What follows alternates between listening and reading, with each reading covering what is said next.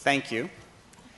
I would first of all like to welcome all of you here this evening. My name is Paul Green, and I'm an assistant dean here at Boston University for International Initiatives. And I have the great pleasure and distinction of being the faculty staff advisor to the International Student Consortium. So I get to stand up and kind of, I can't say take credit for this, but I'd like to take credit for this because I think this group has done a lot of great work over the years that they've been formed at Boston University, and we're sitting here this evening because of that. Also involved in this evening's program, if you looked at the flyer that went out, there's been co-sponsorship and support from the Center for International Relations, the Palestinian Israeli Peace Alliance, BU Hillel Student Organization, the Islamic Society of Boston University, Arabasa, and Hug Don't Hate. And I just want to say that I think this is an incredible group that's come together to lend their support for this evening's program. This evening, we do have with us Ambassador Afif Safieh, the PLO representative to the Palestinian mission in New York. We will have the opportunity to engage the ambassador to ask questions in what I hope will be an open, lively, and critical discussion of Palestinian-Israeli relations. Over the past few days, I've had the pleasure of discussing this event with one of our faculty members who's with us here this evening. And she expressed something to me that I believe is really at the heart of what we hope to accomplish this evening, and that is to say it is the normalization of the Palestinian-Israeli discussion. I think so often this discussion happens at opposite ends of a spectrum that very rarely here in the United States in particular do we have the opportunity to hear directly from either member of this debate. And so this brings us really to a rare opportunity this evening. And we hope to bring this into the mainstream, make this part of our discussions by informing ourselves through a civil, thoughtful, and educational dialogue. So that's how I see our mission here this evening. I want to stress that if you looked at the poster that's in the Student Union, that this is one single event that has two components. So I hate to tell you, if you thought this was all there is to it, I expect to see all of you on May 1st in this very same auditorium when the Israeli ambassador to the UN comes to speak to us. Just a couple of notes on this evening's program. First of all, there will be brief introductory remarks from Ambassador Charles Dunbar.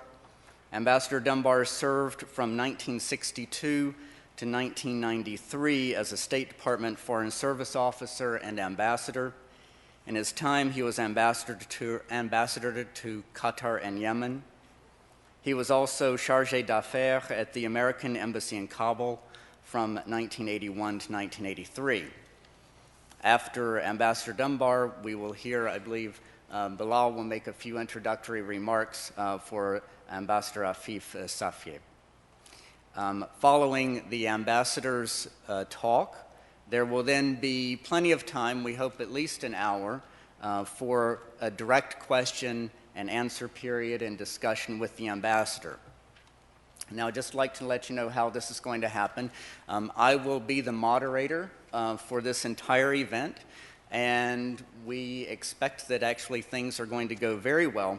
But just to let you know that in keeping with the education mission of Boston University, learning, virtue, and piety, we expect this event to generate a critical discussion of the Palestinian-Israeli questions. We also expect our students, our faculty, and any visitors that we have with us to conduct themselves at all times in an appropriate manner, whether with the ambassador and speaking with the ambassador or with our fellow audience members. Should there be any disruption in the program or any inappropriate language or behavior, you'll be asked to stop by me. And if you do not stop, then you'll be asked to leave politely. And if you don't leave, then we have ways of helping you leave. So that's how it's going to work. I have full faith that we're not going to have to go to any extremes here, but that's where we are. I was doing a little bit of reading today, and I hope everyone's familiar with the Greek story of the myth of Sisyphus. Sisyphus, if you remember, he had a stone, and he kept rolling it up the hill, and the stone kept falling back down the hill, and he'd roll it up the hill, and it fell back. And that was his eternal fate, poor guy, forever. And there is an Arabic saying that in translation goes something like, when you want something so badly but you can't have it, there's a tasty morsel that you see but you can't get it to your mouth. And having traveled widely in the Middle East, I know that they have fabulous food. I was just talking about the falafel lunch today. You know, mouth-watering falafel sounds pretty good. Nice roast lamb maybe on the side. But oftentimes it's how do we get that from out there to our mouths? And I think that we don't want this discussion to be that way. I think that in today's world, I think in today's educational environment, we're hungry, and we want to eat, and we want peace.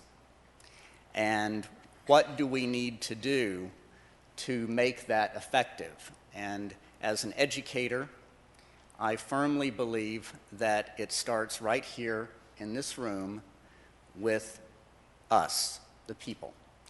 So with those thoughts, I will turn it over to Ambassador Dunbar, and thank you for coming this evening.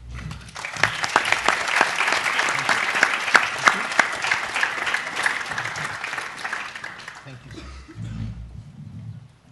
Thank you very much indeed. And Mr. Ambassador, welcome to Boston University. I had been given the job first of commenting on the ambassador's speech. I'm very happy that I don't need to do that. I have been then given the job to summarize the conflict for you in 5 or 10 minutes, and I decided I would not do that. I began writing down dates, and the list grew very long, and I realized that I would be here for a long time.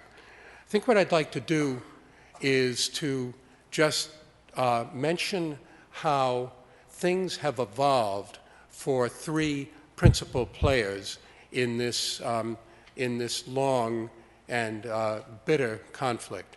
And I'm speaking of Palestine, of Israel, and of the United States. That's fairly obvious. I'd like to make a couple of introductory points. I kind of like numbers as long as I don't have to go into them too deeply. We are now in the 50th year. Let me say that again. We are now in the 60th year since the United Nations General Assembly's decision in 1947 that Palestine should be partitioned and that therefore the state of Israel could come into existence. I could have said the 59th year since the state of Israel had come into existence, but I like round numbers, so I said 60. Secondly, we are in the 5th year, in fact, a little bit past the beginning of the 5th year, since the international community has recognized that there should be a state of Palestine. And I think it is appropriate to refer to Palestine as Palestine, which I have done since the Security Council adopted that resolution, which the U.S. allowed to be passed. I think also just I was looking at this peace process has produced some dividends for certain individuals. There have been 3 Israelis who have won the Nobel Peace Prize as a result of it, 1 Palestinian, 1 Egyptian, and 1 American. And I will I think I've got that right. Correct me if I'm wrong. I think I counted that right. The quiz afterward would be to name all the people, and I know that you all will be able to do that. But let me speak now of three ways I think that Palestine has evolved since the beginning of this conflict. And I think the first point to make is that the Palestine people and leaders have built a nation state whose right to exist is now almost universally recognized. That's the first point. I think the second point is that in the process, and I would say largely the Palestinian leadership have made the Palestinian national cause a cause that is central to the thinking of the entire Muslim world, not simply the Arab world, but the entire Muslim world, all 1.3 billion of them, and that this cause, the strength of this cause in the eyes of the Muslim world is growing stronger with the passage of time. I would say, thirdly, that the Palestinian Authority, which emerged during the Oslo peace process of the 1990s, is now the de facto government of Palestine. But I would also say that that authority has been unable to bring about the lifting of Israel's nearly 40-year military occupation of Palestine. That's the first thing. The second thing is it has been unable to control the acts of terror that make that occupation justifiable. And thirdly, to establish itself as a credible, viable government of Palestine.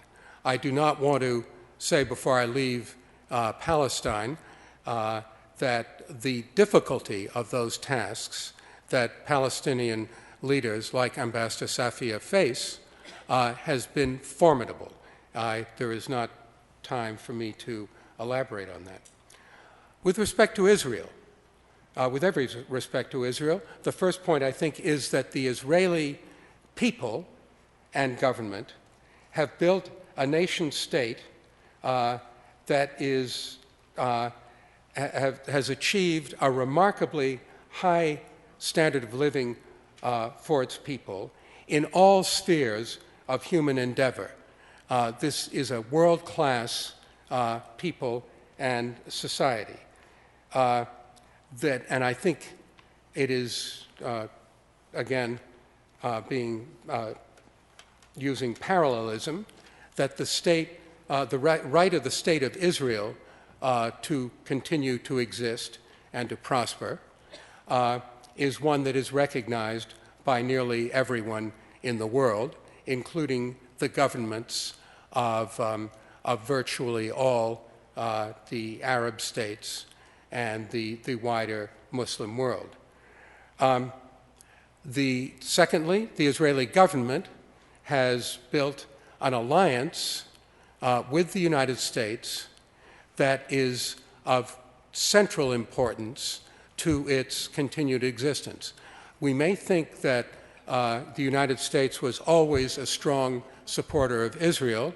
Ambassador Safieh will make clear to you, for any of you who don't know this, that that was most definitely not the case, that there was hot opposition to the creation of the State of Israel in 1948, including initial opposition by one of the United States' greatest soldier statesmen, General George Marshall, who at that time was serving as Secretary of State, and that the U.S. relationship with Israel evolved in fits and starts in the early decades of Israel's existence, and only more recently has become an alliance which is of great importance to the State of Israel. Third, I would say with respect to Israel, that because of its continuing occupation of Palestine, the Israeli government has been unable to achieve two things.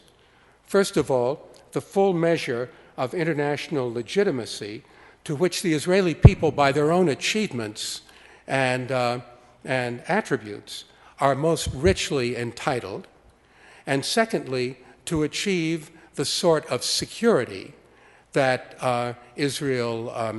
that the Israeli people need and badly want, strongly desire.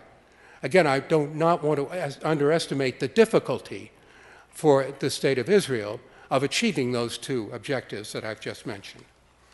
Finally, with respect to the United States, and here for some reason I came out with 4 points, the United States-Israeli relationship has developed into one of Washington's closest alliances. And I think it's fair to say that the U.S. government, along with the American Jewish community, has made significant contributions to the development of the Israeli society that I mentioned earlier. The U.S. has moved closer to its objective, which always was, since I was in the State Department, I joined in 1963, to see Israel able to exist within secure and internationally recognized frontiers. It is, through its peace efforts, has brought Egypt into, from a state of war with Israel into a state of at least cold peace. And the same has happened with Jordan as a result of the Oslo peace process. Thirdly, between 1974 and at least 2001, or I would say not at least 2001, make it exactly 2001, the U.S. has come to play an increasingly active role in brokering peace between Israel and its Arab neighbors, first dealing with the Arab states that surround Israel, and then later dealing with the heart of the problem, which was bringing peace between Israel and Palestine. And in the process, it has made it possible for American officials, of which I am an ex, to refer to Palestine as Palestine rather than to refer to it as the Palestinians. Fourth, I would say with respect to the United States that since 2001, we have seen a slowing of the zeal of the United States in attempting to broker the peace that will eventually come, I'm convinced, between Israel and Palestine. The basic outlines of what that peace agreement will look like are well known, but getting there has proved to be remarkably difficult. And I think the decision of the current administration to, quote, park, unquote, the Israel-Palestine peace process is one that historians will view with disfavor as we look back at this era. I do not want to underestimate either the difficulties that the United States faced and faces in trying to be a peace broker. So that brings me to the points I'd like to make in conclusion, and they are two basic realities. The first is that the stalemate between Israel and Palestine is not a hurting stalemate.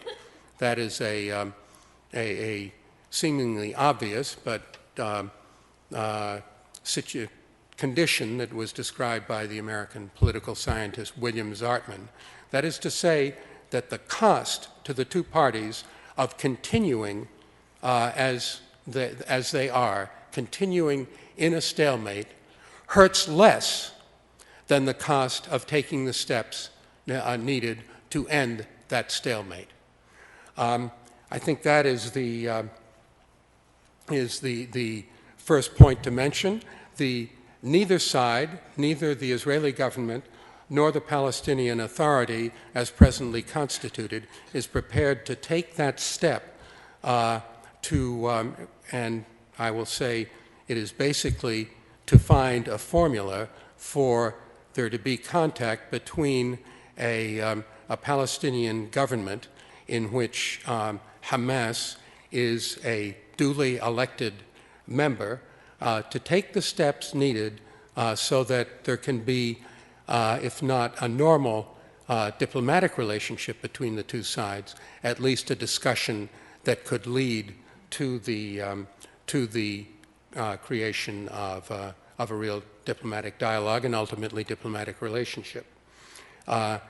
Neither side is prepared to do that, and I don't again want to underestimate the difficulty of doing it. I would say finally that this stalemate is one that really hurts the United States, that hurts the United States more than it ever has in the past, and it is one that it behooves the United States to do everything that it can to break.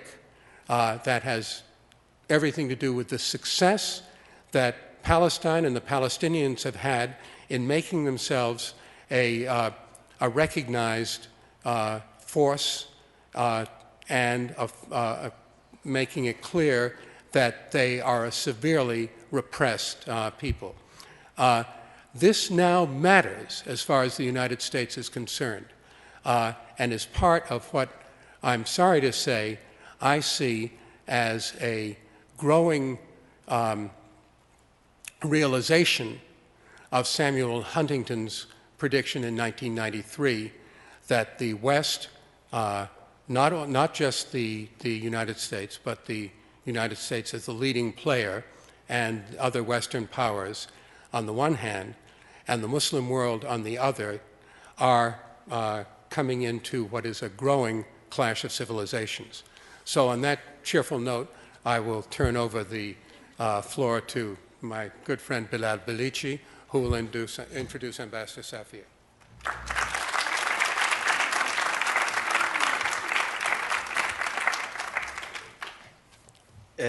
I am Bilal Bilici. I'm the president of the International Students Consortium at Boston University.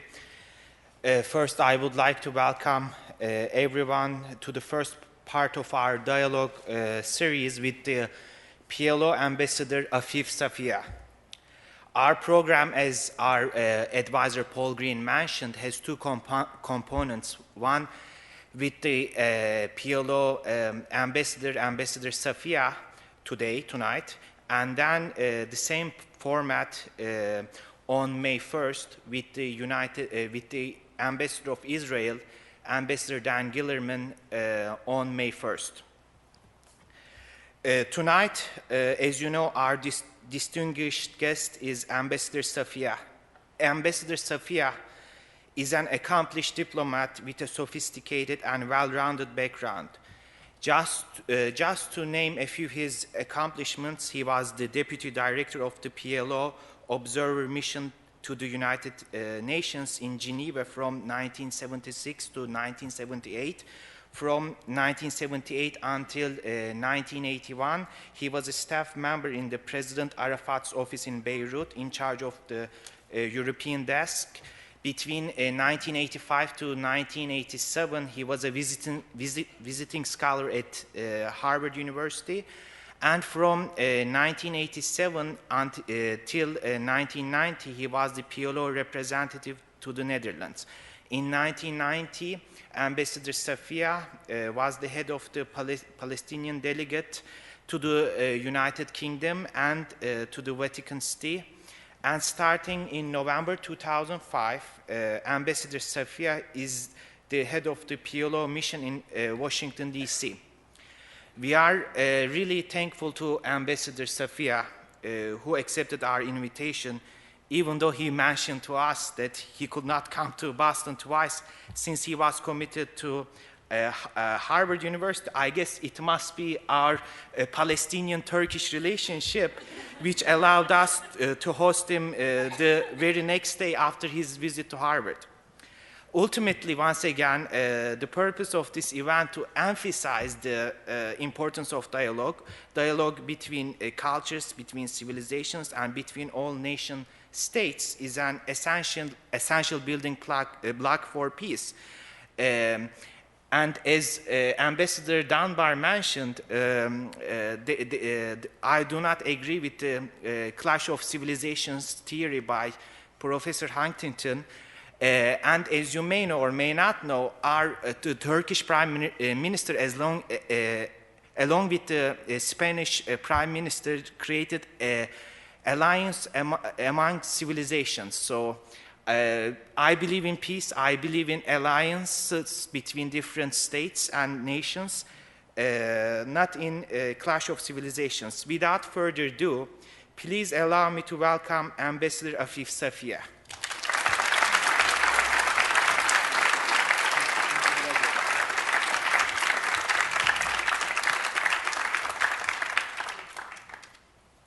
Thank you. Ladies and gentlemen, for my wife and I, it's really a great pleasure and a privilege to be with you this evening. I remember having left London some 16 months ago. When we left, there was a joke which was extremely fashionable about the difference there is between an ambassador and a camel.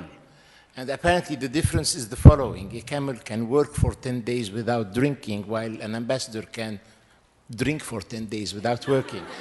Well, let me set your heart at ease. I'm known to be closer to a camel or a moderately drinking camel. And speaking of war and peace, it reminded me of a joke, which is a sad one, which was fashionable during another moment of diplomatic stagnation. And it said that a Palestinian went to see God and told him, God Almighty, will there ever be peace in the Holy Land? And apparently God looked at him melancholically and said, yes, of course, but not during my lifetime. To tell you frankly, as a diplomat, as a political activist, I've always set my mind to try to prove that at least on that one, God was mistaken, at least on that one. So ladies and gentlemen, I'll try to have the same approach that the ambassadors had, a triangular approach studying telegraphically the Palestinian player, the Israeli player, and the American player. I, for one, ladies and gentlemen, speaking around this country to Palestinian communities, and I keep telling them, I never belonged to the optimistic school of thought that promises victory and salvation to the oppressed people as a sort of predetermined outcome. I don't believe in predetermination. Yes, I know that in diplomacy, in diplomatic circuit, including in the UN, the necessity of a Palestinian state has been established. But unfortunately, as a diplomat, I have to tell you that diplomacy so far has been the art of delaying the inevitable as long as possible. So it's sad, while I believe personally that diplomacy should be the search for a shortcut, a historical shortcut. So I keep telling my Palestinian community here in the USA, the dilemma, the moral dilemma in the Middle East is the following. We either have one people too many, this time we the Palestinians, or we have a state which is missing and needs to be created. And I tell them, history is still undecided, and our task is to help history make the right choice. I'm proud that in the last 24 hours I've spoken to students and faculty in Harvard and today in Boston University, because you will be the movers and shakers of the 2, 3, 4 decades to come. Ladies and gentlemen, I believe that we need to help history make the right choice. If we have the triangular approach that I suggested, let me start with the Palestinian pole of that triangle.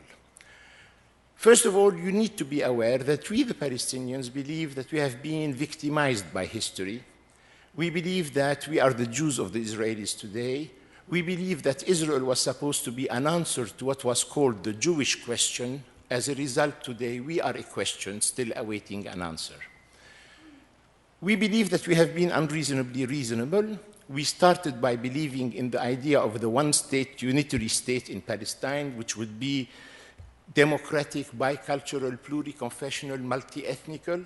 That was the generous offer of us Palestinians who didn't want to make the Israelis the Palestinians of the Palestinians. But for us, I believe the October War of 1973 was the demarcation line in strategic thinking.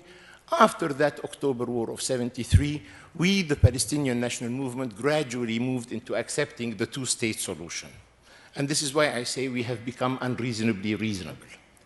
Now, ladies and gentlemen, we had two democratic exercises in 2005 and 2006 after the death of Yasser Arafat.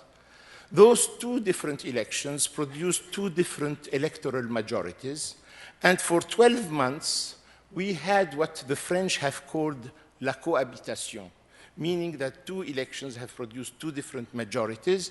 And by the way, that type of situation is not unprecedented in history. France has witnessed that type of double majorities. And now you in America today have a sort of cohabitation or cohabitation, since we have a Republican administration with a Democratic Congress.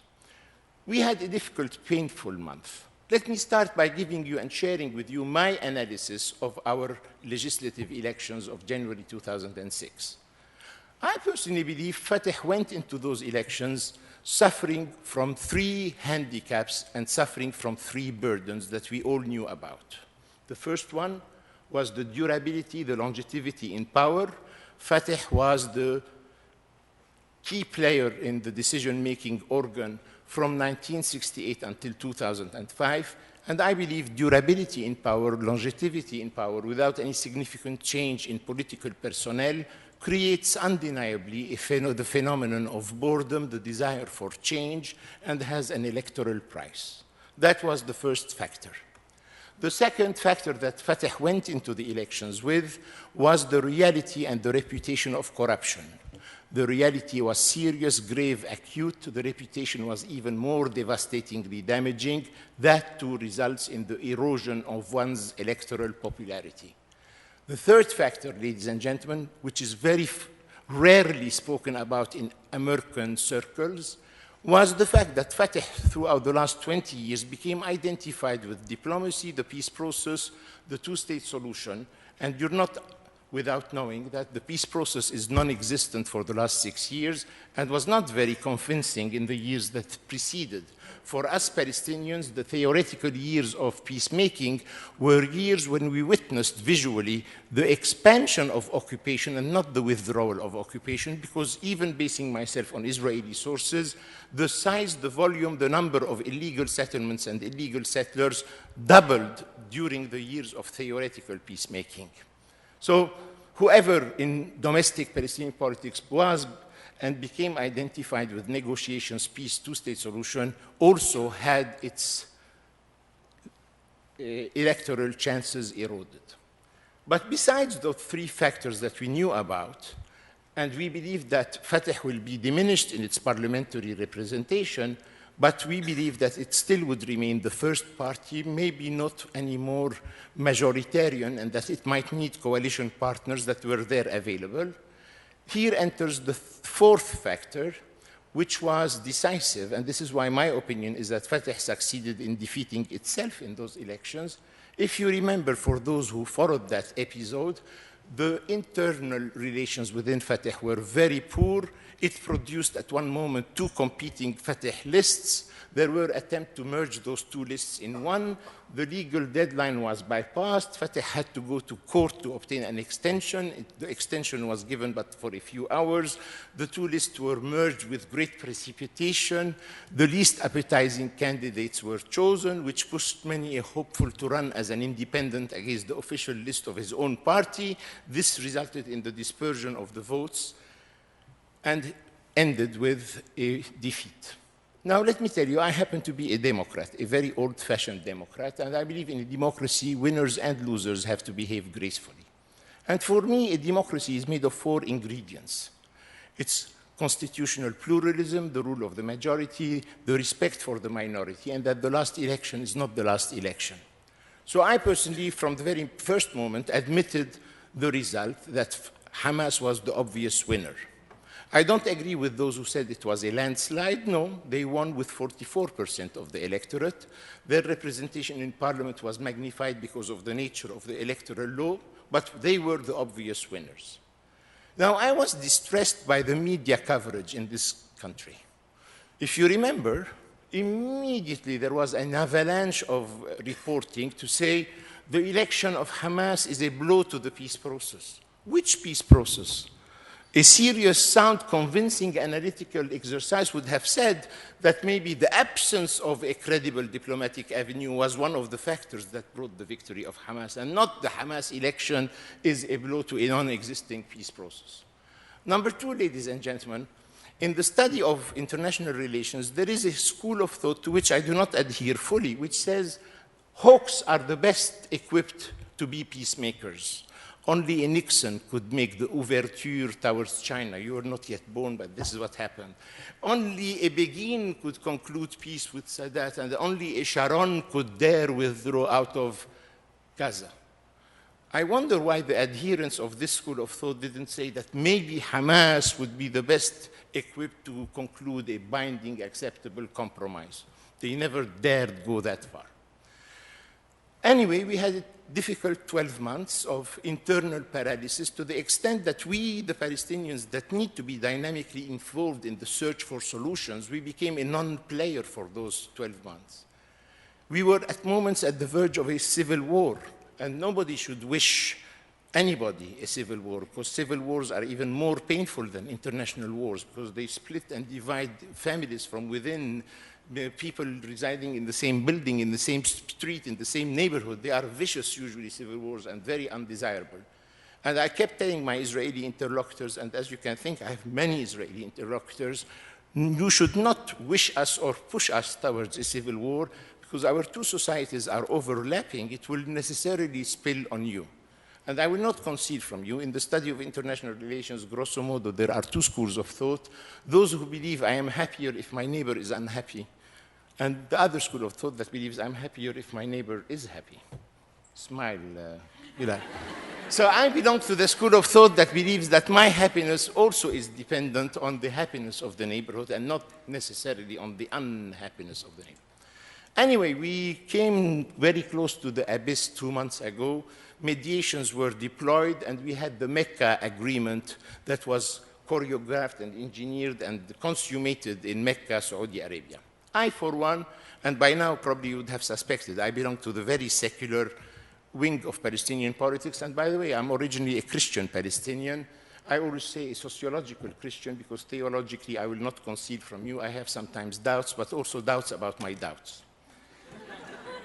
I was very favorable to the Mecca agreement, and I believe whoever is interested in the future of peace processes and peacemaking should be happy. Why? In that agreement, I believe Hamas recognized that it's the PLO that negotiates on behalf of the Palestinian people, and the president of the PLO happens to be Mahmoud Abbas.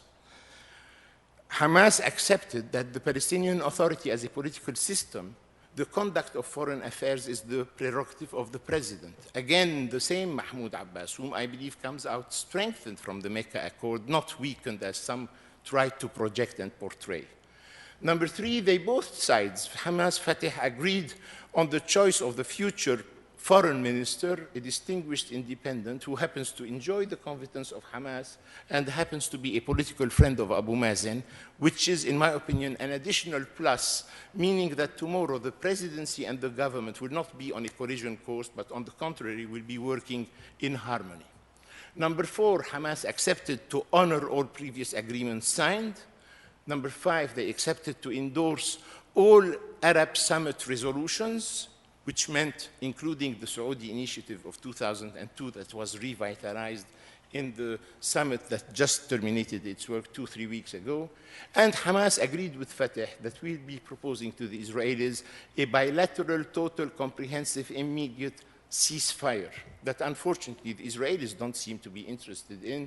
They would like to have quietness on the Gaza front, but they would like to continue their policy of escalation, of assassination, and of arrest in the West Bank. And we were telling them that your escalation of assassination and arrest in the West Bank make the ceasefire in Gaza very precarious, and it will collapse. So I believe the Mecca agreement was a good news for us Palestinians for international diplomacy. And today we have a government that represents 95% of the Palestinian electorate. Only Jihad Islami and the Popular Front are not in the coalition government. And believe you me, if I were an Israeli, I would consider this as an advantage, talking to a government that represents 95% of the Palestinian society. I would consider it as a plus and not negatively. That's the situation of the Palestinian pole telegraphically. Now, moving to the Israeli pole, I will not conceal from you, and I said it recently in an op-ed piece that I published in a Jewish New York magazine called Forward. I personally believe that it's high time to revisit the regional diplomatic history. much of the accepted version of history is very shaky and needs to be revisited. I, for one, believe, and I'm not here trying to score points, I personally believe that the perpetuation of the conflict in the Middle East is not due to Arab rejection of Israeli existence, but the perpetuation of the conflict is due to Israeli rejection of Arab acceptance. The Arab world has been available for years for a historical compromise, and their proposal, their extended hand, one can summarize it in one sentence: if you, Israel, withdraw out of the 67 expansion, we are ready to recognize Israel in its pre-67 existence. And I, for one, believe that it was not terrorism, which I've always condemned. Any violence against civilians, I've always consistently, boringly consistently, I have condemned. I don't believe that it was terrorism that was the obstacle. I believe territory was the obstacle, meaning the Israeli territorial appetite that was the obstacle for peacemaking. Now, if we telegraphically look at the Israeli pole of this triangle, one has to notice that for the first time in history, the leaders of the government in Israel no more belong to the heroic era of the War of Independence, nor do they have an impressive CV and pedigree in military security matters. Neither Olmert nor Peres have an impressive CV in this domain. And believe you me, they've, since the very beginning, behaved with a complex, an inferiority complex, because of this criteria. And I believe that weakness that they had was one of the many factors that played a role in the uncontrolled escalation of the last summer's military conflagration with Gaza on the one side and much larger and broader on the Lebanese theater. And you're not without knowing that this adventure on the Lebanese theater, which ended in a very inconclusive manner, really shattered and damaged the level of popularity of Peretz, but also mainly Olmert. And today, Olmert enjoys a popularity rating of somewhere between 2 to 3%.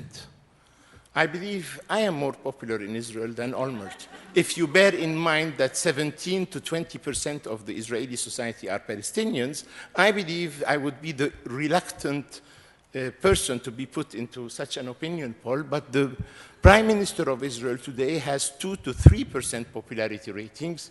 He has a choice of linking his fate and future to a peace process, and maybe then he can survive politically, but there are many predictions that today either there will be an internal coup d'etat within his party, Kadima, and Tzipi Livni, the foreign minister, might take over, or there might be a crisis that might lead to anticipated elections. And today's Given announced that the comeback kid, Bibi Netanyahu, will be the winner and the future prime minister. So I believe Israel today is in a political crisis. While we solved much of our domestic Palestinian crisis, the Israelis are plunging into further erosion of the legitimacy and popularity of their leaders. Now, let me tell you, ladies and gentlemen, I personally believe that the Olmert ideal scenario is giving us back some 50 to 60% of the West Bank, not beyond. If you read all his statements during the Israeli parliamentary elections, which were in March 2006, Olmert took the commitment which he implemented of accelerating the building of the wall, and he annexed de facto all the Jordan Valley and the shore of the Dead Sea, which is 30% of the West Bank, and a relatively empty 30%, except for the oasis of Jericho, a territory which is ours, first of all, number two, which we badly need tomorrow to resettle many of the returning refugees back to the homeland. I personally believe, to not conceal anything from you, I personally believe that the Israeli official governmental policy is still how to acquire as much of Palestinian geography with as little as possible of Palestinian demography. And I would invite you to remember this sentence of mine: as much of Palestinian geography with as little of Palestinian demography. So I believe today, and I'm a very unemotional politician, I believe today clinically what is acceptable to the Palestinians is not acceptable to the Israelis, and what is acceptable to the Israelis is not acceptable to the Palestinians. And I believe we have suffered in the previous peace processes because of this disparity and imbalance. The Israelis very normally felt so overwhelmingly superior in the balance of power that they were constantly tempted to dictate conditions on us, the Palestinians, and we Palestinians were extremely uncomfortable, feeling that we were negotiating at the mercy of a very unfavorable balance of power. And I kept telling my friends, I kept telling my Israeli interlocutors, it seems to me that you Israelis, you would like a diplomatic outcome that will reflect your superior power and intransigence, the American constant alignment on the Israeli preference, Russian decline, European abdication, Arab impotence, and what you hope to be Palestinian resignation. Ça ne va pas, it doesn't work that way. Any such outcome will neither be permanent, durable, and lasting, nor will I dare use the words equitable, fair, and just. So, in my opinion, the major flaw in the previous peace processes was that too much was left to the local actors, the local belligerent parties, to sort it out. And to tell you frankly, there is such a big imbalance. Let me mention, for example, Israel is the country that has and enjoys the monopoly of the nuclear option, with whatever that might imply. Israel, on the conventional level, has superior power in the conventional weapons as compared to any possible coalition or combination of Arab forces.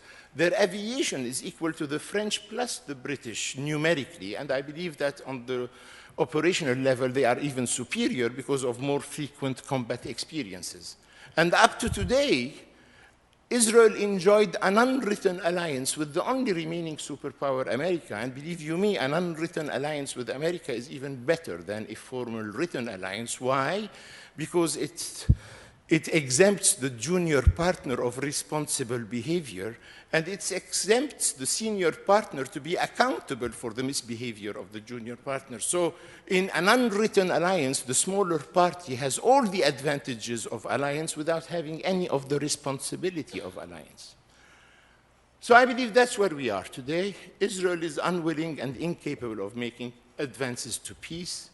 The Palestinians are available ready, but we are a weak party. And here we come to the plat de résistance, my feeling for many, many years, that we won't have peace in the Middle East until and unless we have a decisive, important, indispensable sine qua non role for third parties. And whoever speaks of third parties in the international system today obviously immediately thinks of the American administration. And to give you one example, after the War of '67, de Gaulle, and by the way, I have to confess to you, I'm a fan of de Gaulle. I was told when I crossed the Atlantic to conceal my pro-French affinities. I want to be always glasnostically transparent with you. No, I'm a Francophile, and I'm a great fan of de Gaulle. He was a statesman like they don't do them anymore. And de Gaulle, because he was familiar with the pathology of conflict, the psychology of belligerence, then in '67, after the War of '67, he said that what we needed was what he called in French la concertation à quatre, meaning the coordination of the major four powers. China was not yet in the Security Council, and that through the consultation and coordination of the major four powers, they would tell the regional players what the world expects from them. Well, this idea, ladies and gentlemen, never really took off the ground. Why? Because America then was not unhappy with the Israeli military victory. It compensated the humiliations of Vietnam. The Soviet Union, short-sighted like they frequently could be, preferred the bipolar constellation between the Soviets and the Americans and didn't see why they should give equal status to lesser countries like England and France. The English were unenthusiastic simply because the idea was French to begin with.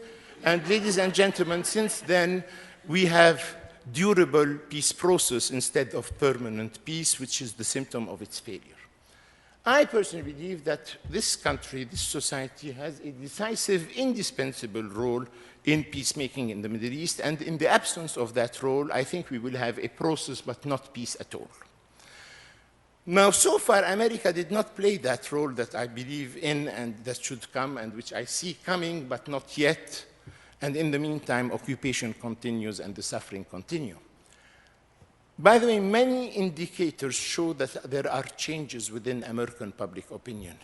from the study of the two professors from Harvard and Chicago University on the lobby, I believe it triggered a very interesting debate, some of it very public, but much of it in meditation and cogitation in many places, including on Capitol Hill. The book and the volume of sales of Carter's book, in spite of all the accusations and recriminations that were launched against him by the Inquisition, I believe the volume of sales of the Carter book is an indicator of the pulse of American society. Some opinion polls that were conducted during the conflagration in Lebanon saying that 60% of American public opinion would like to see an even-handed American diplomacy between Israel and Lebanon is another encouraging indicator. So I believe the situation is not static and one has to see it in its dynamism. And I, for one, believe that AIPAC, the pro-Israeli lobby, is no more in its golden era, mainly because many Jewish representative and respectable voices are challenging the monopoly of expression of the American Jewish community by AIPAC. And to give you an idea, 70% of the American Jewish community is in favor of the two-state solution the way we see it, not Bantustanets isolated and disconnected. So AIPAC is being challenged in the monopoly of its representation, mainly by their Jewish audience. And whenever I speak in the future of the pro-Israeli lobby, I'm speaking not of the American Jewish community, but of AIPAC in alliance with the Christian fundamentalists. And always I say, and I had once the pleasure of saying it on C-SPAN, that each time I hear Pat Robertson, I feel the need to proclaim and defend the innocence of God. So the pro-Israeli lobby, in spite of appearances, I believe is in difficulty today. And their last conference, which was 3 weeks ago, was the most confusing and confused conference because of the double support they have for belligerency. 4 years ago, belligerency towards Iraq, a war that has become increasingly unpopular in this country, and today their advocacy in favor of a strike against Iran. So I will end, ladies and gentlemen, by saying the following.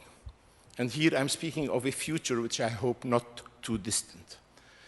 I believe, ladies and gentlemen, that in this world of ours, which today is described as unipolar and monopolar with only one remaining superpower, I believe that non-alignment should be what characterizes and describes American foreign policy.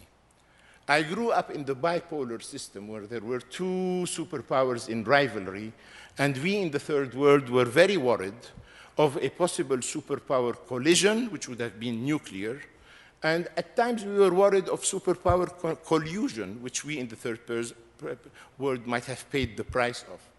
Well, that's a world that is no more.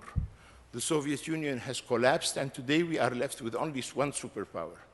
And very frankly, I tell you, I, as a Palestinian, have always believed that American society is a fascinating society. It is a nation of nations. Every possible culture, country, civilization, continent is represented within your ranks.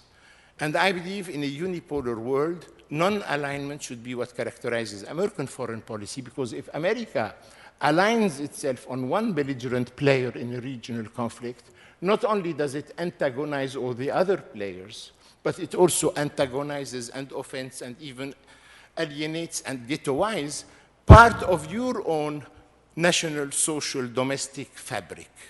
And you're not without knowing that it must not have been easy to be a Palestinian American or an Arab American or a Muslim American because of this feeling that your country of adoption is insensitive to the suffering of your country of origin. Let me end that, unfortunately, in leading circles, in decision-making organs, that debate up to now was suppressed, but it's coming.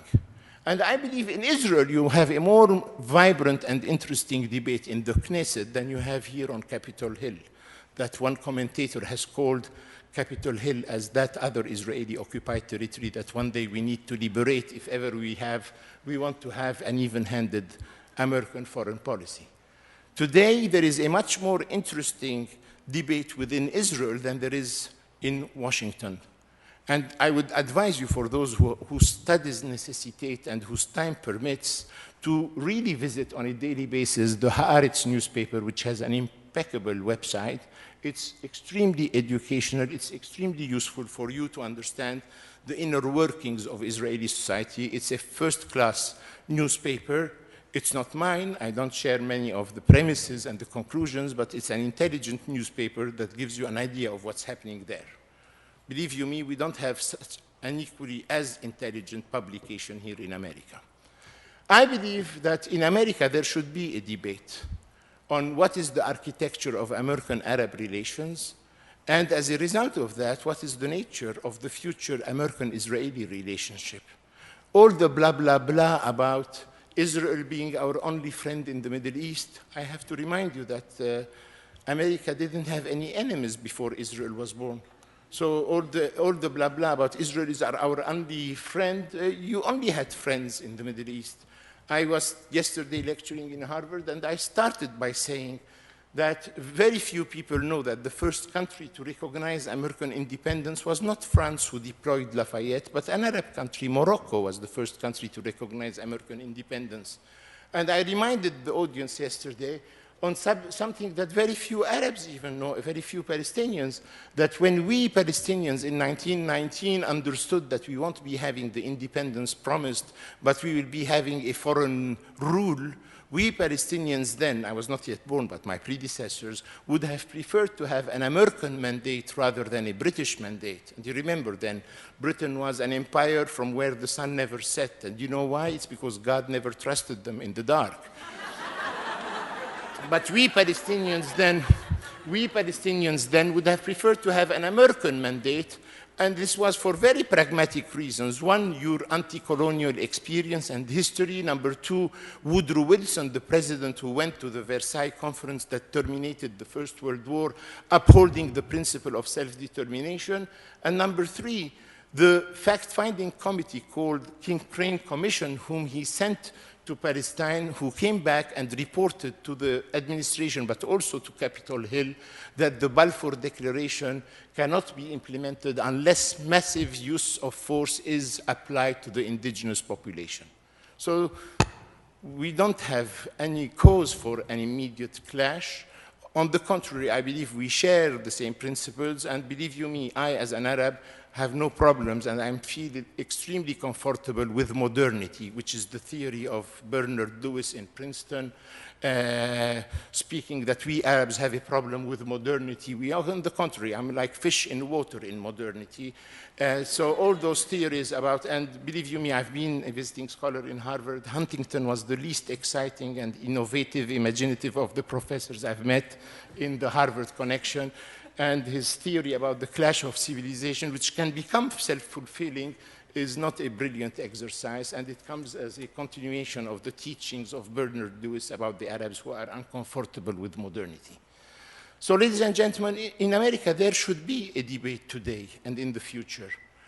Why should we continue to be perceived as though we are insensitive to Palestinian suffering? And let me tell you, all opinion polls indicate that it's the unresolved question of Palestine that has put America on a collision course with much of the Arab world and the Islamic world, the perception of the collusion and the complicity, etc. And let me tell you, in Israel, there is a vibrant debate on what is Israeli interest in keeping the hilltops of the West Bank. And I can continue by the question, if in Israel there is a debate on if they have or not an interest in remaining in the hilltops of the West Bank, what is America's interest in Israel remaining in the hilltops of the West Bank? None. But this is what's creating the tension. Now let me end, because I bypassed my time allocated, by saying the following. Even in the bleakest of moments, I always remained confident that Palestine will resurrect. And some of you know that we in Jerusalem, we have had some previous experience in resurrection. And I will tell you what I usually say to my many Israeli and Jewish interlocutors, and I'm happy to see Hillel here represented beautifully, that I always tell my Israeli interlocutors that a territory, in my belief, a territory that was occupied in 6 days can also be, if there was political willingness, can also be evacuated in 6 days, so that the Israelis can rest on the 7th and we can engage in the fascinating journey of nation building and economic reconstruction. Thank you very much, ladies and gentlemen.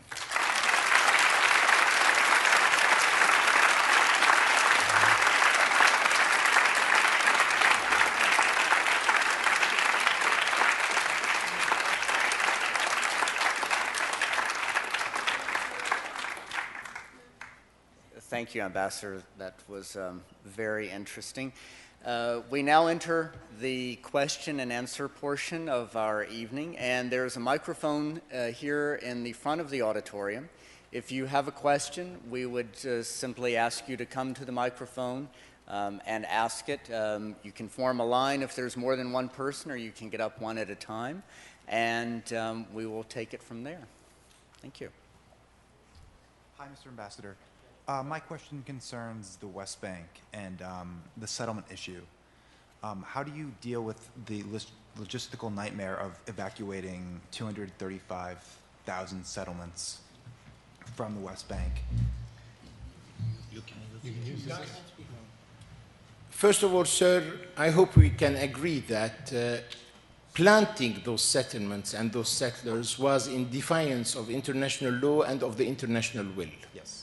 Number two, international law is extremely explicit on those issues. It says, international law, that an occupying authority is not authorized neither to change the physical aspect of an occupied territory nor its demographic composition. And the Israelis have violated both those aspects. Number three, unfortunately, the number is not 230 or 250. It's already 450, closing towards 500,000. And you should agree with me, sir, that this is a self-inflicted Israeli initiative that was started, by the way, by the adorable Labour Party, only accelerated by Likud in its various incarnations. Now, let me tell you, in the Camp David talks of 2000, that were, by the way, a very chaotic exercise. Arafat was again unreasonably reasonable, but the world, nor Clinton nor Barack, recognized for him the flexibility he showed at that conference. Arafat, on behalf of the Palestinians, accepted the principle that there can be some territorial rectifications so as to absorb part of and some of those settlements that are close to the border, so as to make it easier for an Israeli leader to take the decision of evacuating the other settlers. And he put as a condition that we have to be compensated by a territorial swap of equal quality and equal quantity. So Arafat was extremely flexible, yet the world condemned him that he was the negative person who responded to the most generous of Israeli offers by a violent intifada, showing and proving that he had a hidden agenda which was not the two-state solution. So yes, sir, tomorrow, but we need an Israeli interlocutor who would start with us on the following premise. The 67 boundaries are the beginning of the territorial talk. And then they will say, please, can we rectify here because we have 100,000 illegal settlers here. If you accept that we annex that portion, it will make our decision easier to implement with as less of resistance within our society. And we are ready to offer you a territorial compensation here and there. So I think, sir, when I say we have been unreasonably reasonable, I had that dimension also in mind. But let me tell you, that's the Palestinian flexibility. The Israeli rationale, and by the way, Shamir said it in '91 after he was invited to the Madrid conference. He said, my intention was to go to Madrid and drag unnecessarily a protracted negotiation of 10 years, and I would use this time to implant as many settlers as possible to make the situation irreversible. That's the Israeli strategy. I was not propagandizing when I said Israel today still wants to accaparate and acquire as much of our geography with as little of our demography. But I explained to you, sir, what is the flexibility we are ready to offer, even though the Israeli settlement building was far from innocent. It has created enormous misery in Palestinian society. They have taken much of the communal land which belongs to the society and the state, but they have taken a lot of privately owned Palestinian territory. They have pushed many a family into bankruptcy and all the rest. And there is a compensation that has to be paid for the disruptions of an endless 40-year of occupation with that type of pattern. Yet I think we are offering solutions to those problems. And the Israelis are not budging, I'm sorry to say. This is why I believe that America and the international community needs to play a decisive, assertive role. And I always used to say to my Israeli interlocutors, peace is too important to be left to you only to decide upon. Because the way they discuss peace with us, it is as though it is a compromise formula halfway between Likud and Labour, halfway between Barak and Bibi, halfway between Sharon and Shimon. No, sir. We have to make peace on the basis of UN resolutions and international law, which believes in the principle of the inadmissibility of territorial acquisition by force. And this is the leniency and flexibility we are ready to offer. Territorial swaps to make that process easier. One more question. Please, sir. What is the Palestinian Authority's position on Jerusalem? Do they want a free city, or would they let Israel? Sir, by the way, I come from Jerusalem, and my family before 48 used to live in West Jerusalem. And I'm saying it because often people have a simplistic vision that West Jerusalem was always Jewish and East Jerusalem was always Arab.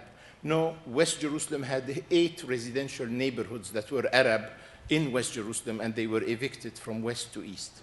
I was born after 48, and in family terms, if you're interested, I was often considered as the consolation after the catastrophe, in family terms. Jerusalem, sir. The world today, diplomatically, does not recognize Israeli sovereignty on neither parts of Jerusalem. The world, the diplomatic attitude of the world is the following. East Jerusalem is in illegal military occupation, and Israel only is in de facto control of West Jerusalem. Our solution, sir, which is in conformity with international law and the position of all the other players.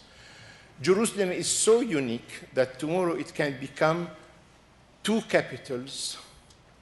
The West Jerusalem can become the recognized capital of the Israeli state, and East Jerusalem can become the recognized capital of the Palestinian state. The city can remain undivided, and I use deliberately the word undivided and not united, because united was perverted by the annexationists. Let me tell you what's the position of the Vatican, to which I was accredited for 10 years. The Vatican, and I share that opinion, the Vatican believes that in Jerusalem there are 2 national aspirations to be satisfied and 3 religious rights to be respected. I'm very comfortable with that wording. The Israelis, no, believe that Jerusalem should become their eternal capital, that none of its parts is negotiable, and they believe that in the 3 monotheistic religions there is a hierarchy of importance, theirs being the first and the most important. No, I don't believe that. I believe that there are 2 national aspirations and 3 religious rights. Again, let me go back to the Arafat flexibility. And why am I coming back to that? Because people have so much demonized Arafat that his legacy is often misunderstood. Arafat, in those chaotic negotiations of Camp David, the year 2000, he said to the Israelis, the Wailing Wall can remain under Israeli sovereignty. The Jewish quarter in the old city of Jerusalem can remain under Israeli sovereignty, even though the ownership of the land is Palestinian and Muslim Waqf. So he offered that flexibility, and he said some of the illegal settlements around Jerusalem, because of their size and volume, might be problematic for you to dismantle. I accept territorial swaps. The Israelis in Camp David, sir, not only did they ask for the Jewish quarter to be under Israeli sovereignty, but they wanted also the Armenian quarter in Jerusalem to be under Israeli sovereignty. I wonder why. Which would have made that half of the city would have, of the old city, which is occupied territory of 67, from which theoretically they should withdraw. And they pocketed Arafat's offer that the Wailing Wall can be under Israeli sovereignty and said, no, we are asking for the Western Wall. And many people didn't notice the nuance, and there is a nuance. The Wailing Wall is only 38 meters. The Western Wall, which is, by the way, the Western Wall of the mosque, is 400 meters. And when I say 400 meters, it is in an old city of Jerusalem, which is only 1 square kilometer. So it means when I ask for the Western Wall, sovereignty on the Western Wall, I'm asking for 2/3 of the city, the old city. You know, in French, they have an expression, l'appétit vient en mangeant. The Israelis not only were content to have the Wailing Wall, they wanted the Western Wall. I believe that from now on, we, the Palestinians, deserve to have a Wailing Wall of our own. Thank you very much. My pleasure. question is a bit special. It's about, do you know to what extent the international weapons dealers and arms corporations have an influence on the Israeli-Palestinian situation? Well, for Israel, the arms industry is becoming #1 in their exports. And there is a military-industrial complex in Israel, and Israel on that level comes close to France and Britain just after probably America and Russia.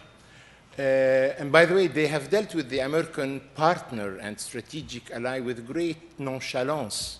The Israelis are known to have passed secret weapons and highly confidential weapons to the Chinese, whom the Americans see as their most serious rival in the decades to come. And there is a crisis today in Israeli-American relations on the way the Israelis have behaved with delicate weaponry and the way they have irrigated it around the world.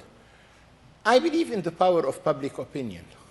I believe if we succeed, we, the Palestinians, and with the Israelis, this is why I'm happy that in this university there is a Jewish-Arab coalition or alliance for peace with Jewish students and Palestinian and Arab students. I believe that public opinion can overwhelm and outrule the special interests of certain lobbies, such as the military complex and the military-industrial complex. But for Israel, sir, military production has become their major export. How do American firms and Palestinian weapons firms have a hand in that situation? Palestinian weapon firm? My friend, our society, today, there is nothing anymore that I can call a Palestinian economy. After 40 years of illegal, extended, protracted, prolonged Israeli occupation, and the policy that was adopted by the occupying authorities, the best person who has spoken of the economic dimension of that occupation is a Jewish Harvard scholar, Sarah Roy, because she has coined the concept of de-development of Palestine, meaning that there was a deliberate policy by the Israeli occupation to plunge Palestine into economic decline. Today, my friend, there is no more a Palestinian economy. Do you know that the teeny-meeny West Bank, which is a small geographic entity, is plagued with almost 650 military checkpoints?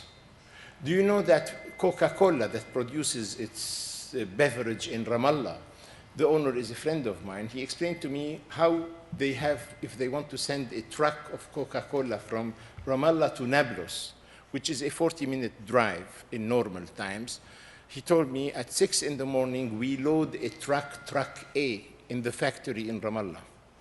That truck A goes outside Ramallah to the first checkpoint there. We have to unload truck A, reload the Coca-Cola cans on truck B, that continues its way towards Nablus, but stops at the checkpoint at the entrance of Nablus, where we have to have a team to unload truck B, reloaded on a truck C, and that truck C by 6 in the evening arrives to destination.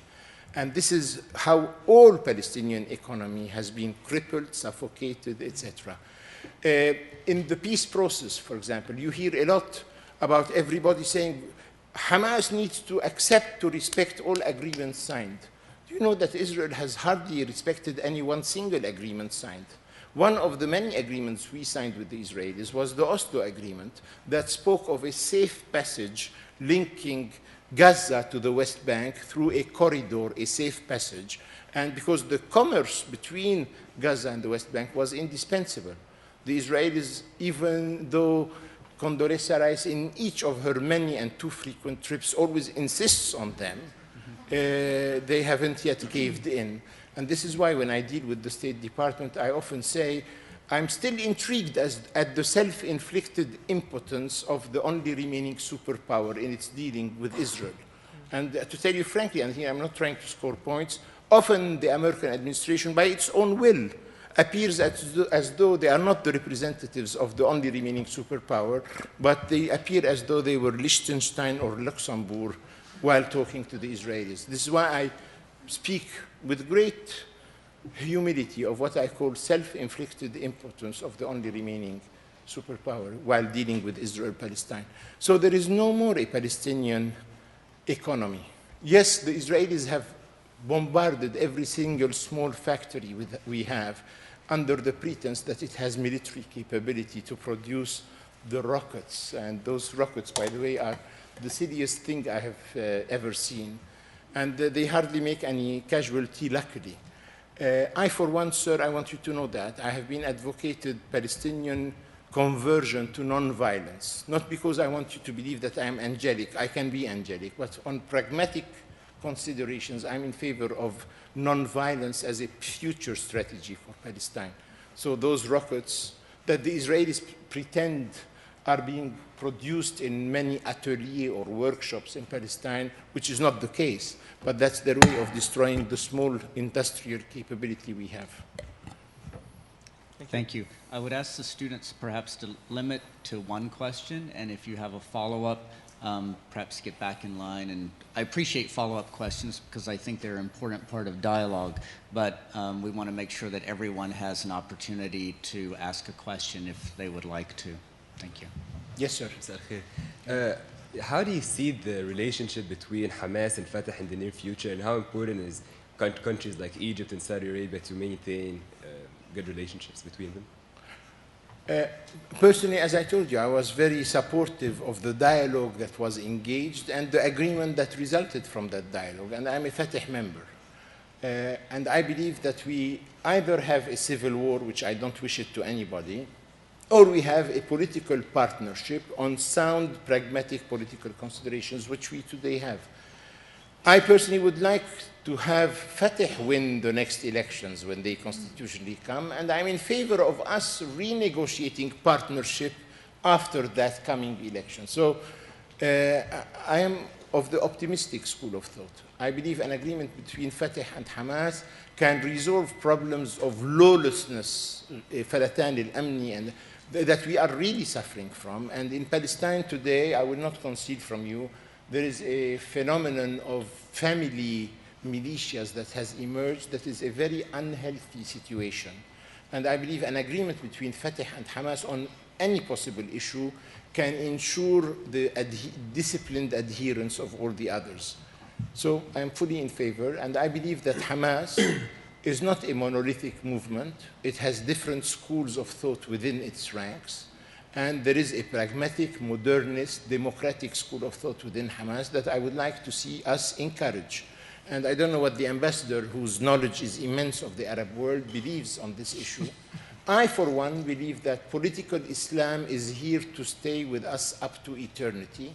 Just as in Europe, I have seen the birth and the success of Christian democratic parties, I believe the success of Palestinian coalition politics will be of decisive importance on the future orientation of political Islam. Political Islam as a phenomenon is here to stay. There are several temptations for political Islam. One is the Bin Laden Al-Qaeda formula. The other is the Turkish model. And I believe the success of our coalition politics might have an impact, not only locally, but globally, because of the importance and the symbolism of Palestine, pushing political Islam towards democratic patterns of behavior and belief. And I fully encourage that. Political Islam is part of our local political culture. So I'm in favor, sir. Thank you. Yes, sir. The first questioner asked a question about Jerusalem, and you talked to him about how Israel insists on controlling the entirety of the Western Wall. Between 1948 and 1967, Jews just weren't allowed to visit the Western Wall. And I think that Israel, the Israeli government, has a real concern that if the Western Wall goes out of Israeli hands again, Jews will not be able to visit the Western Wall at all. So it's not an issue of who's controlling it, but the Israeli government wants their citizens to be able to visit the Western Wall, and wants Jews from all across the world to be able to visit the Western Wall.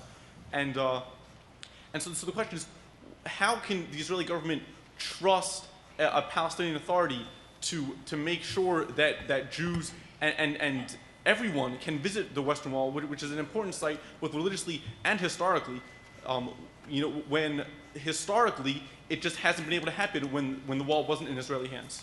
Sir, You know, between 47 and 67, 48 and 67, our two societies were at war. So yes, the Israelis couldn't visit the old city of Jerusalem and the Wailing Wall, just as the entire society of Palestine couldn't visit their own properties, their farms and their lands, and etc. We were at war. I'm speaking of tomorrow's peace. Today, sir, the Palestinians, Christians, and Muslims aren't capable to go freely towards Bethlehem or to come to Jerusalem. And in Jerusalem, there isn't only just the Wailing Wall. There is the Holy Sepulchre, which has significance to my school of thought, Christianity, in all its diversities. And it has the mosques, etc., which are symbolically important. Sir, as I told you, tomorrow, in my opinion, Jerusalem should remain an undivided city with free access to everybody everywhere. Each religious shrine should be managed by the relevant religious community. Our peace that we conclude should be a guaranteed peace at the Security Council with the major powers giving their guarantee. And believe you me, when we say, and Arafat said it in 2000, Israel can have sovereignty on the Wailing Wall, believe you me, that was enough, because the Western Wall is the Western Wall of the mosques, and it goes 400 meters deep. Nobody will intercept you or interrupt you, sir, in visiting the Wailing Wall, believe you me. And today you should admit with me that we Christians and Muslims have problems coming to Jerusalem to pray either in the Holy Sepulchre or... But I'm speaking of tomorrow that we should engineer together. They have problems, but they're allowed. It takes time. You have to get through checkpoints because Israel needs to make sure that its citizens are safe. But it's not like they're saying no Palestinian can come. And I have the concern that I would like to see everybody safe. Yeah. And the Wailing Wall is just not enough space. The fact is that that entire space is filled all the time. Even in the middle of the night, you can go online, you can check the webcam that points to the Western Wall, and the whole place is full all the time. So for the 48 meters of the Wailing Wall you're talking about, just not enough room for all the Jews to visit on a regular basis. No, my friend, there is room. Already the Israelis in '67 demolished an entire neighborhood which was called Hayy al-Magharbi, the Maghreban, from the Maghreb neighborhood. I believe the esplanade is sufficiently spacious. And by the way, we have both to make space for one another. And we already have given a lot of room, so don't ask us. You know, in French, there is an expression that says, on lui donne le long du doigt, ils en veulent le long du bras. Take the Wailing Wall as sovereignty and have access to the Western Wall too. And I hope you will do it in safety. Good. Please. Hi. You ended by saying that America has no interest in keeping Israel in the Middle East. I said America is committed to Israel's existence, but is it committed to Israel's expansion? What's America's interest in Israel keeping the hilltops of the West Bank? Okay. So, well, with all due respect to your opinion, your beliefs, how do you answer to the view shared by many, and other than Arabs or Muslims or Middle Easterners, that America needs to keep a hand on the Middle East affairs, whether it was the oil or the politics or just a hand there, and therefore are keeping Israel as a sort of watchdog in the region? That's an opinion, but let me tell you, a superpower, and you don't need to have read Machiavelli for that, a superpower has choices. Either to adopt a foreign policy that makes the superpower loved and respected, or make it hated and feared. If I were a superpower or a citizen in that superpower, I would prefer to adopt a policy that makes me loved and respected. So I would be the promoter of international law, the highest possible standards, etc. And as I said earlier, why in supporting Israeli territorial appetite antagonize the entire Arab world and the Muslim world? While if I could be a principled player and ask both sides to respect the highest standards of international law and the best code of conduct and behavior, I can have and the Israelis and the Arabs friendly and close to me. Why should I choose? And I said, American society is really fascinating because it's a nation of nations. And there are 400,000 at least of Palestinian Americans. There are 4 million Arab Americans, and there are 8 million Muslim Americans, and they do count, by the way. And the American society discovered during the summer conflagration that they had a Lebanese American community that was stranded there waiting to be evacuated, etc. So America has to be fairer and more even-handed and not to prefer some of its children at the detriment of the others. And let me tell you, there is within Israel a school of thought that wants an American foreign policy that is more assertive. I used to read, he died now, one of the most enlightened Jewish Zionist leaders whose name was Nahum Goldman. And in his literature, you can see that he knew the internal blockages within Israeli society towards making peace. And he used to say to Americans, you give Israel much aid and some advice. Up to now, the Israelis take all the aid and leave the advice aside. When are you going to link the aid and the advice? So my advice to America is to link the aid and the advice, and the Israelis will have no other choice but to accept also the little advice they are given.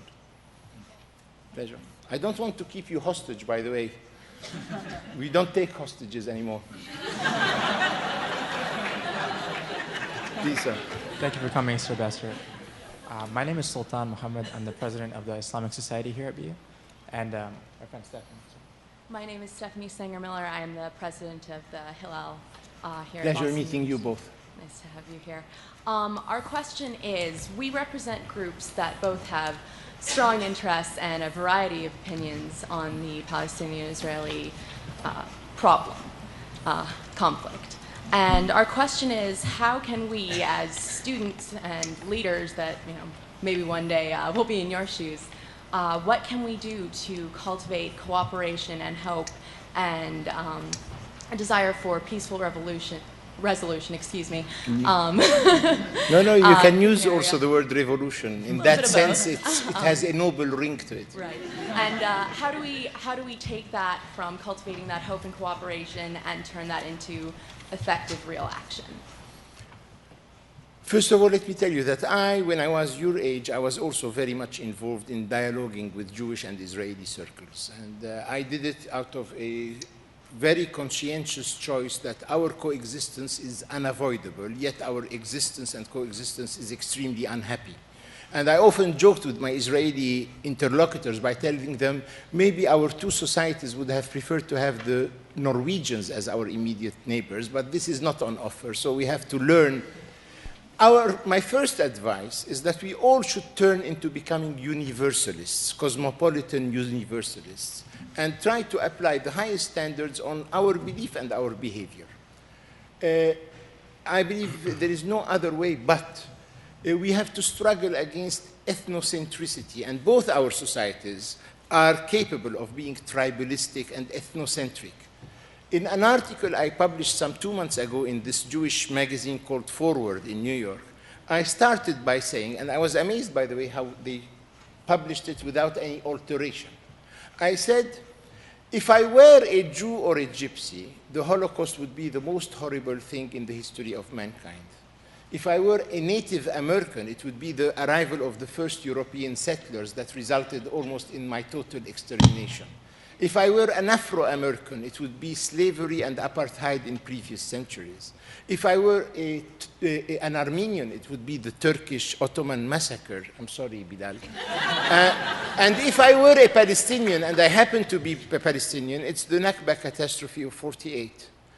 Humanity should consider all the above as morally unacceptable, etc. And my advice to everybody is to adopt a universalistic approach and not a tribal, ethnocentric approach. To give you an example, my wife happens to be a Belgian. My two daughters, 24, 22, are an authentic Euro-Arab product, and we brought them up as cosmopolitan universalists. And we explained to them that the fact that they have had two inputs is an enrichment of their personality, not a diminishment of their identity. I believe, so I'm happy to see you dialoguing. As I told you, our coexistence is unavoidable. Now, I often say to interlocutors that the Swiss had a saying during Napoleonic Wars that happy peoples have no history. And the problem is that our two societies are burdened or plagued or blessed with too much history, too much theology, too much mythology, and very little geography. This is why my friend will have to content himself with the Wailing Wall and visit the Western Wall, but not ask for sovereignty on the entirety of the Western world, and he can do it safely. So I'm happy and proud to see you dialoguing. And I believe in the process of dialogue, one acquires the habit of respect and self-respect, which is essential. I, for example, as a person, I'm known to be bored with those with whom I agree too much. So I have great respect for dissenting points of view, and I've won some of my better friends through a dispute on points of principle, which was conducted in a very civil and civilized manner. So I'm happy to see you dialoguing. And always forget not, we live in a shrinking world. Already McLuhan in the 60s spoke of our interdependence and how the world is becoming a planetary village. We are all neighbors now, whether we want it or not, though we live in a shrinking world of total interdependence. So we better have the dialogue you have initiated, and always bear in mind that similar dialogues are taking place all over the world.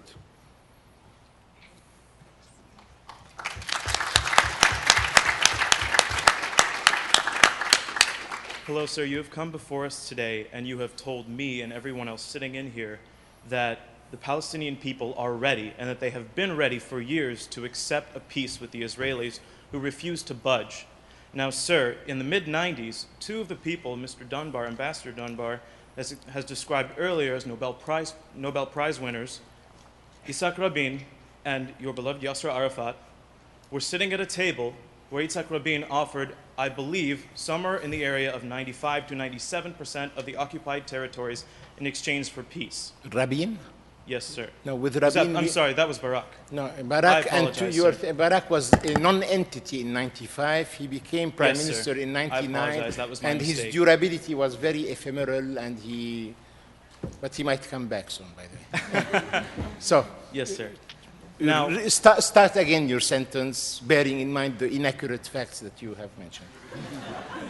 You see how I can be intolerably tolerant. Of course, sir. So I say to you again, please. Given 97% on the table, Yasser Arafat, a Nobel Peace Prize winner, refused this settlement. Let me tell you, my friend. Now, one moment, sir, please allow me to finish. Go ahead. You say that the Palestinian people, in addition to one thing that struck me most, you say you've been unreasonably reasonable to want to accept this kind of a peace. Yeah. Now, sir, I propose to you that the Israeli people have been unreasonably reasonable by being the only country in the history of this world to offer occupied territory in a defensive and legal war in exchange for peace. Okay, thank you very much. First of all, sir, I will invite you to read more about the Camp David talks, and there is a young scholar who used to work in the administration then called Clayton Swisher, who has a big volume, a big book on what really happened in Camp David. There was never an offer of 95% or 97%. Let me just mention, out of intellectual curiosity, I would like to invite you to Google David Aaron Miller, who used to be in the peace team, American, but he's Jewish American, who published an op-ed piece in the Washington Post sometime in May 2005, which was titled Israel's Lawyer. And he, who took part in all the mediations of the 90s, says the following: we, the American team, including Clinton, we made a mistake all throughout the year 2000, throughout the Camp David talks, because we contented ourselves to just convey to the Palestinian Israeli proposals. And he says, we didn't show sufficient independent decision-making. It's a person of the administration of the only remaining superpower who says we didn't show enough independent decision-making. And he continues to say, and this is what led to the failure of the Camp David talks. And Clinton, unfortunately, offered the Merkel proposal, which was called the Clinton parameters, only in December 2000, 2 weeks before the end of his own mandate.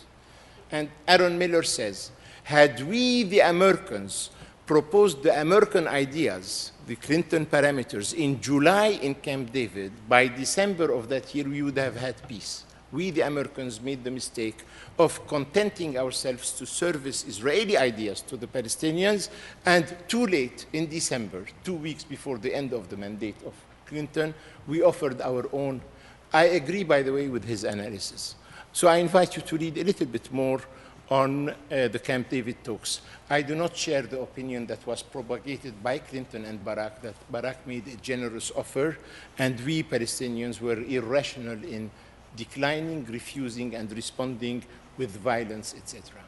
I believe that he did not deserve all the epithets and adjectives. If I remember well, he was qualified as being bold, audacious, courageous, magnanimous, innovative, creative, imaginative, and constructive. Now, English is not my first language. It's not even my second language. But believe you me, there was never an offer of 95 or 97%. Interestingly, Barak himself, 6 months later, published an op-ed piece in the New York Times where he said, we have to keep the Jordan Valley, and I offered 85% of the territory, and we need to keep the Jordan Valley, which, by the way, is 30%.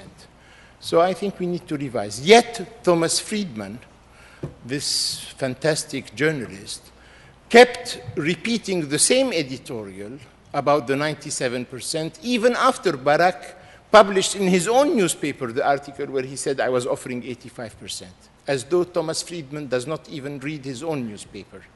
So, my friend, I invite you to read a little bit more.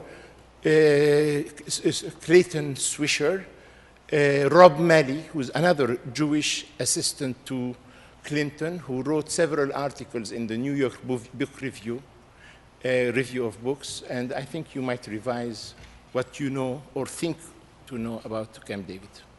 Yes, sir. Thank you. My question concerns the West Bank, and I believe the Israeli government shares the opinion that it's... Can you speak into the mic? Sorry. Thank you. The Israeli government shares the opinion that the West Bank is essential to its security.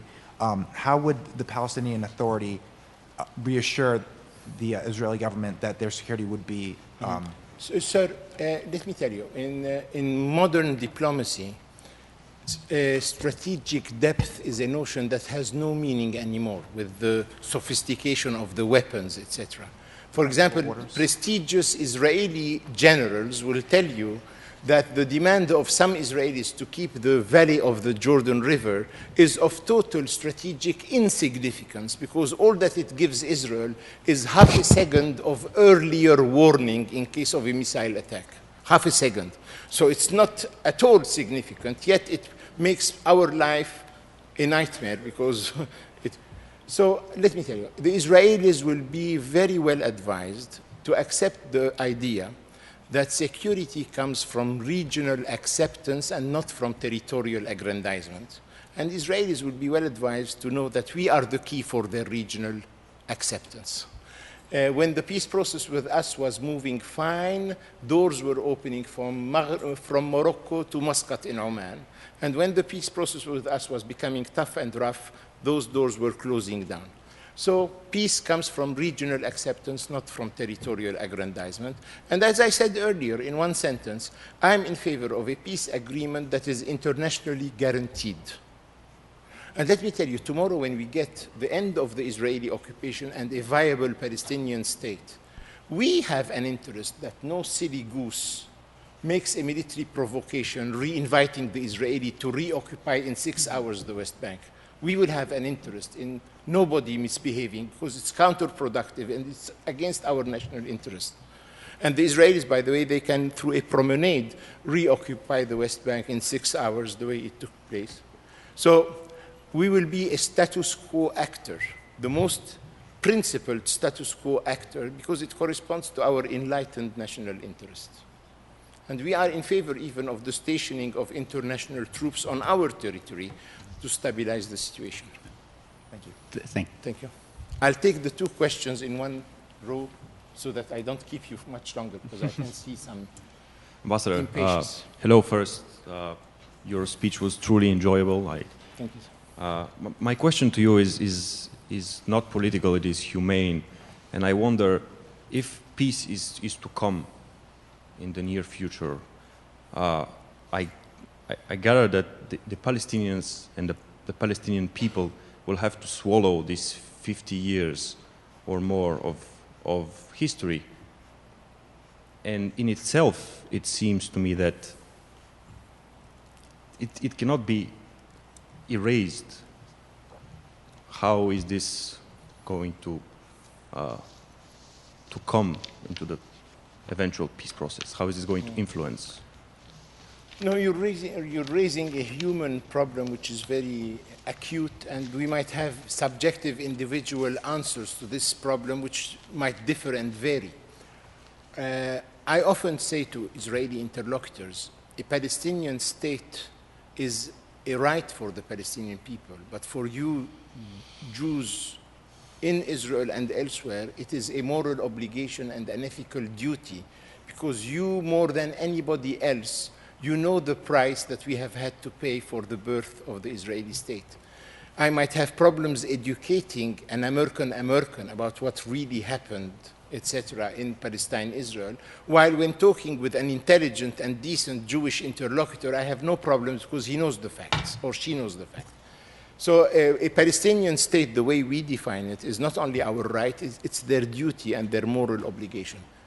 Well, let me tell you, in history, peoples have had to live with wounds and scars, etc. And the issues of forgiveness and forgetfulness are there to be used in strategic moments. I believe we, the Palestinians, have been a forgiving society. For those who understand and know the enormity of the wound that was inflicted on us, I believe we have been an adorable people, by the way. And I often say to Israelis, you are angry about some of the Palestinian violence. I am more intrigued not by the excess, but by the self-restraint that this society has been exercising, because I know the enormity of the oppression that has been exercised with them. But I believe, sir, that societies are capable of rational forgiveness and rational forgetfulness. If you take the construction of the European community, by the way, there was enmity between Germany and France, and only between 1870 and 1845, those two societies went on a collision 3 times. The Bismarck-Napoleon III War of 1870, 1914, and 1939-40. And yet today, they are the best partners within the European community, with the other players always afraid of a possible Franco-German condominium. So people tend to think of the future, and we have to help them. If there are many important opinion leaders who keep instigating the flame and the fire, and by the way, the hatred that there are in both societies are not necessarily the result of the textbook in school. It's the day-to-day life. When I say that we have suffered 40 years of Israeli military occupation, do you know what it means? It means that more than 80% of my society has known nothing but occupation, occupation, occupation. Where the Jew, the Israeli, was neither Einstein nor Freud, but that silly goose of an Israeli soldier in 18 years at the checkpoint, who is more afraid of those he is oppressing because he is young and 18 years old, and there is nothing more worrying than an 18-year super-armed Israeli young soldier. So our society has known but occupation, occupation, occupation. Over 80% of them have known nothing from womb to tomb, from birth to death, but occupation. But let's think of the dream of the future. We have to dream the future. We have to invent the future. And what are the choices? I believe it's inescapable to have a two-state solution. Inescapable. And it's unfortunate that diplomacy up to now has been really the art of delaying the inevitable as long as possible. I'd rather have it tomorrow and we finish with that. And I believe rationally the two societies will understand that they have an advantage of peaceful, good neighborly relations. And we might surprise the world. Let me tell you, and that's you, since you put it on a human level, not only me, but Jacobo Timmerman, who died, unfortunately, but he was a prominent Jewish Argentinian who was persecuted by the military junta there and ended in Israel.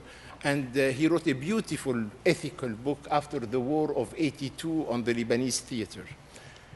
He spoke of how in certain conflicts, sometimes the oppressor hates the victim much more than the victim hates the oppressor. And he spoke of that in his Argentinian experience, and then introduced the Israeli-Palestinian dimension in the most beautiful manner. And I agree with him. In the Israeli-Palestinian conflict, the oppressor hates the victim much more than the victim hates the oppressor. It's intriguing, it's tantada, and we need to understand it and to bypass it. Last question, sir. In many ways, you've answered the question. I wish to raise a concern for many Americans, and I'm sure for many Israelis, and that is, I appreciate very much you articulated your belief in a nonviolent approach for the Palestinians.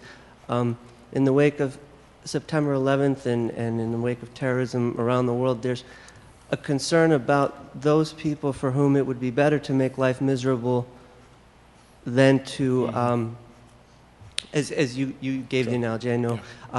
So, with the Palestinians being the weaker party, but choosing instead to make life miserable for those around them, how can one change or attempt to change that mentality, which will also allow the Israelis to feel more secure? Thank you for fielding that question, because I did not address it. You know, there is such a matraquage in the media, and there is such an agit-prop agitation and propaganda campaign about suicide bombing that people around the world have the impression that there is a suicide bombing on a daily basis. This is why I'm in favor of irrigation of sound information. Are you aware, sir, that all throughout the year 2006, the 365 days, the 52 weeks, there was only one Palestinian suicide bombing in 2006? Contrary to the impression people have, since there is constantly the talk about suicide bombing as though we are inherently violent, etc., that in 2006 there was only one suicide bombing, and now we are in the middle of April 2007. In 2007, up to now, there was one suicide bombing, and I have condemned the two bombings that we are speaking about. But let me tell you how I speak to my Jewish interlocutors. Whoever does not condemn Israeli repeated incursions in Gaza and the West Bank, whoever does not condemn Israeli indiscriminate bombardments, whoever does not condemn Israeli political targeted and untargeted assassination and killing is not morally qualified to have an opinion, a respectable opinion on the suicide bombing. Because I believe as a universalist that every victim is one victim too many, and I believe that we are not children of a lesser God.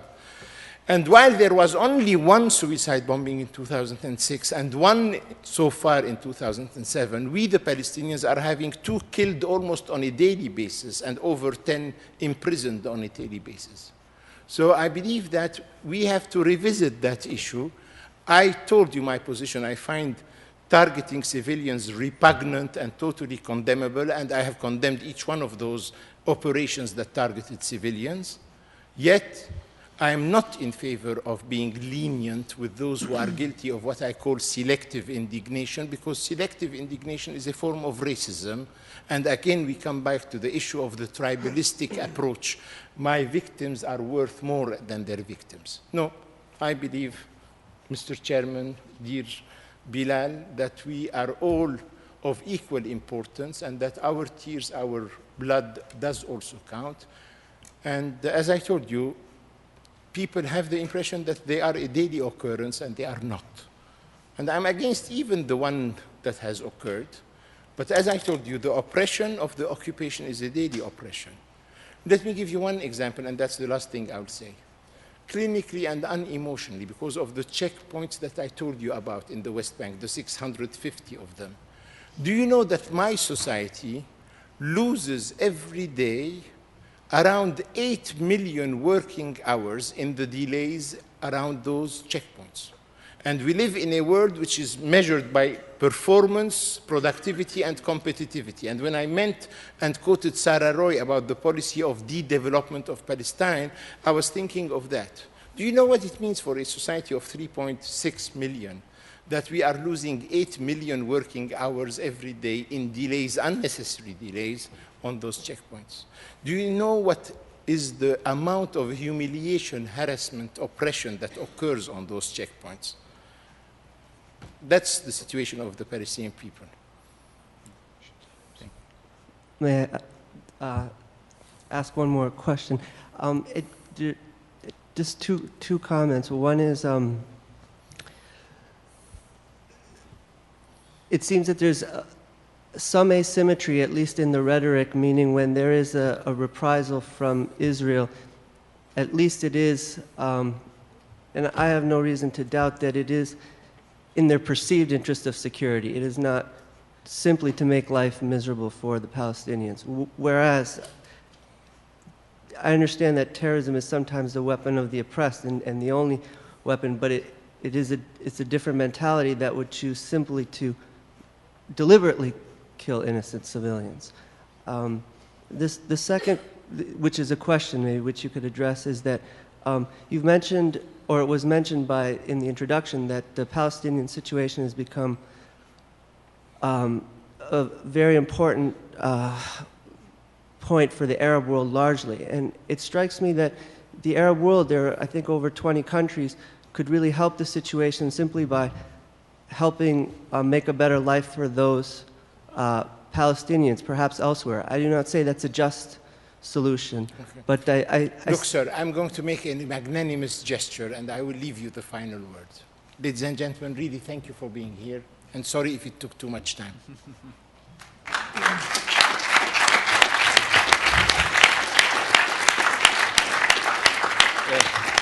Last but not least, we have a small gift to Ambassador Safieh.